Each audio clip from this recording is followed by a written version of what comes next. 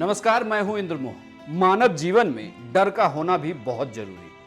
कभी कभी डर की वजह से बिगड़े काम बन जाते हैं, तो कभी पुराने मामले सुलझ जाते हैं। इसका मतलब ये कतई नहीं है कि डर का साइड इफेक्ट नहीं होता। डर का साइड इफेक्ट भी होता है। डर की वजह से ही दुनिया में एक बड़ी घटना हुई। जी हां, पश्चिम एशिया के दो बेहद ताकतवर देशों में से एक इजराइल ने संयुक्त अरब अमीरात के साथ दोस्ती का ऐलान किया है और सालों से चली आ रही दुश्मनी को खत्म कर दिया है।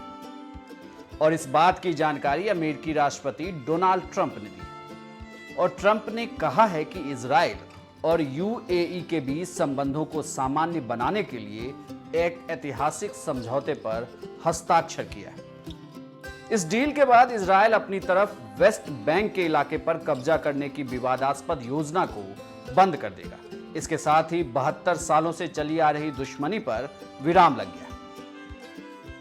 जानकारी के लिए बता दें कि अब तक इजराइल का किसी भी खाड़ी देशों के साथ कोई राजनयिक संबंध नहीं है। हालांकि ईरान को लेकर खाड़ी के कई देश जैसे सऊदी अरब, यूएई इजराइल के साथ गैर आधिकारिक संपर्क में बने रहते हैं।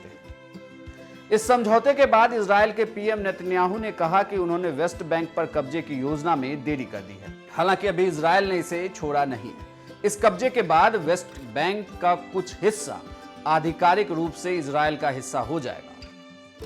बेंजामिन ने आगे कहा कि वह यूएई की कोरोना वैक्सीन बनाने में मदद करेंगे। इसके अलावा ऊर्जा, पानी, पर्यावरण संरक्षण और कई अन्य क्षेत्रों में सहयोग भी करेंगे। इसके अलावा दोनों देश अबू धाबी से तेल अवीव तक फ्लाइट की शुरुआत भी करेंगे। इससे यूएई के मुसलमान यरूशलेम के ओल्ड सिटी में अल अक्सा मस्जिद जा सकेंगे।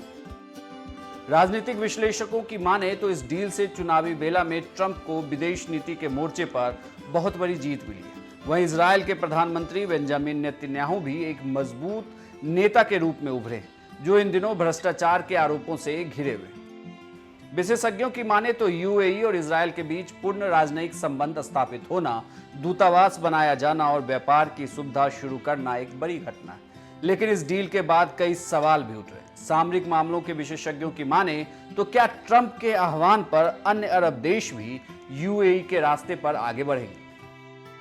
वहीं राजनीतिक विश्लेषक इसे एक दूसरे नजरिए से देख रहे हैं और उनका कहना है कि इस डील के बाद यूएई को इजराइल से आर्थिक, सुरक्षा और साइंस के क्षेत्र में बड़ा फायदा हो सकता है।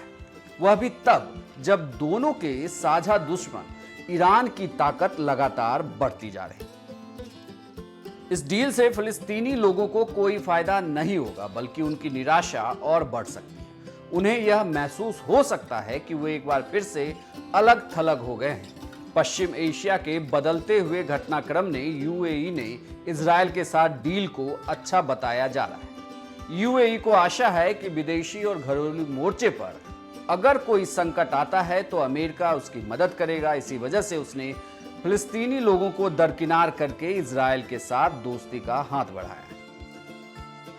इजराइल और यूएई के बीच हुए ऐतिहासिक शांति समझौते से दुनिया भर के मुस्लिम देशों में न केवल इजराइल की स्वीकार्यता बढ़ेगी, बल्कि इजराइल की सुरक्षा और स्थिरता को भी इससे लाभ होगा।